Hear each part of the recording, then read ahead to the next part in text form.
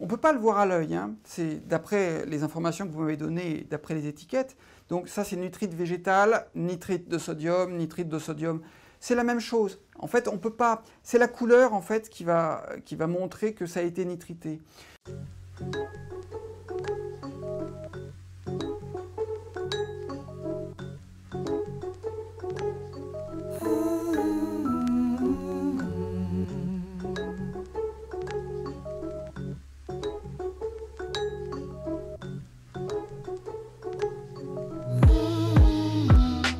Est maintenu dans la confusion, de façon souvent volontaire.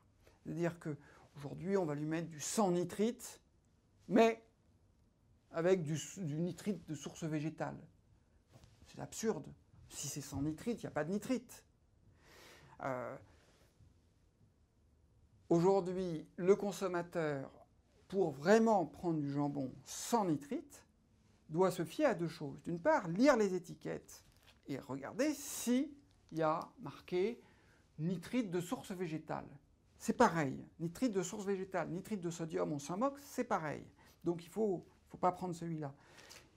Donc, lire les étiquettes, nitrite naturellement présent dans un bouillon de légumes, tout ça c'est des astuces pour faire passer la pilule, pour faire croire souvent aux consommateurs qu'il n'y a pas de nitrite alors qu'il y en a. La vraie solution, c'est de prendre du jambon sans nitrite, non nitrité, zéro nitrite. Donc, ça doit être marqué. Et puis, surtout, pour les jambons cuits, ça se repère assez facilement. C'est une question de couleur. C'est pour ça. Ce qu'il faut comprendre, c'est que certains jambons, par exemple industriels, pour éviter la formation de certains de ces composés néoformés, on rajoute l'ascorbate de sodium, ou bien l'érythorbate de sodium. Hein, c'est de la vitamine C, en fait.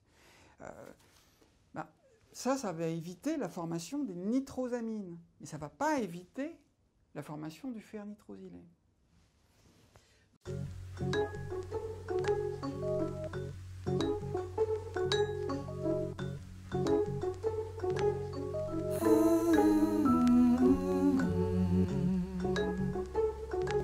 On ne peut pas le voir à l'œil. Hein. Pour avoir un vrai jambon non nitrité, sans nitrite végétal, sans nitrite de sodium, il faut